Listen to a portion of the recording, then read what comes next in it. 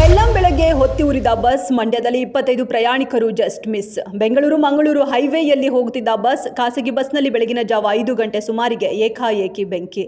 ಮಂಡ್ಯದ ನಾಗಮಂಗಲ ತಾಲೂಕಿನ ಕದಬಹಳ್ಳಿ ಬಳಿ ಘಟನೆ. ಚಾಲಕನ ಸಮಯ ಪ್ರಜ್ಞೆಯಿಂದ 25ಕ್ಕೂ ಹೆಚ್ಚು ಪ್ರಯಾಣಿಕರು ಸೇಫ್. ಹೈಕೋರ್ಟ್ ಆದೇಶ ಕಾರ್ಯರೂಪಕ್ಕೆ ತರಲು ಸರ್ಕಾರ ಸೂಚನೆ. ಮುಂದಿನ ದಿನಗಳಲ್ಲಿ ಬೈಕ್ ಟ್ಯಾಕ್ಸಿ ರದ್ದುಗೊಳಿಸುವುದು ಪಕ್ಕಾ. ಸಾರಿಗೆ ಸಚಿವ ರಾಮಲಿಂಗಾರೆಡ್ಡಿ ಅವರು ಹೈಕೋರ್ಟ್ ಸೂಚನೆ ಪಾಲಿಸುವಂತೆ ಸಾರಿಗೆ ಇಲಾಖೆ ಕಾರ್ಯದರ್ಶಿಗೆ, ಸಾರಿಗೆ ಮತ್ತು ರಸ್ತೆ ಸುರಕ್ಷತೆ ಆಯುಕ್ತರಿಗೆ ಖಡಕ್ ಸೂಚನೆ. ಸಿಂಧೂ ನದಿ ನೀರನ್ನ ಭಾರತ ಭಾಗಕ್ಕೆ ಮಾತ್ರ ಬಳಸಲು ನಿರ್ಧಾರ. ತನ್ನ ಬುಡಕ್ಕೆ ಬೆಂಕಿ ಬಿದ್ದಂತೆ ವರ್ತಿಸಲು ಶುರು ಮಾಡಿದ ಪಾಕಿಸ್ತಾನ. ಮಾಜಿ ವಿದೇಶಾಂಗ ಸಚಿವ ಬಿಲಾವಲ್ ಭುಟ್ಟೋ ಜರ್ದಾರಿ ಉದ್ದಟತನದ ಹೇಳಿಕೆ.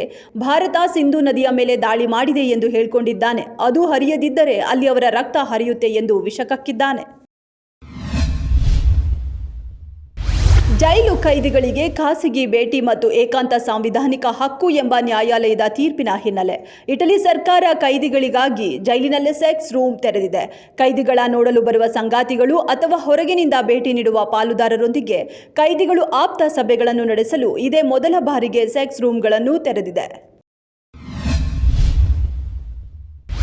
ನೆಲಮಂಗಲ ಗ್ರಾಮೀಣ ಪೊಲೀಸ್ ಠಾಣಾ ವ್ಯಾಪ್ತಿಯ ಶ್ರೀನಿವಾಸಪುರದಲ್ಲಿರುವ ತೋಟದ ಮನೆ. ವಕೀಲೆ ಹಾಗೂ ಯುವಕನ ಮೃತದೇಹ ಪತ್ತೆಯಾಗಿದ್ದು, ಸಾವಿನ ಸುತ್ತ ಹಲವು ಅನುಮಾನಗಳು. ವಕೀಲೆ ರಮ್ಯಾ ಹಾಗೂ ಪುನೀತ್ ಎಂದು ಗುರುತಿಸಲಾಗಿದೆ. ಇಬ್ಬರು ಸೀಲಿಂಗ್ ಫ್ಯಾನ್ಗೆ ನೇಣು ಬಿಗಿದ ಸ್ಥಿತಿಯಲ್ಲಿ ಪತ್ತೆ. ಕುಟುಂಬಸ್ಥರು ಉದ್ಯಮಿ ದಿನೇಶ್ ಎಂಬಾತನ ಮೇಲೆ ಅನುಮಾನ ವ್ಯಕ್ತಪಡಿಸಿದ್ದಾರೆ.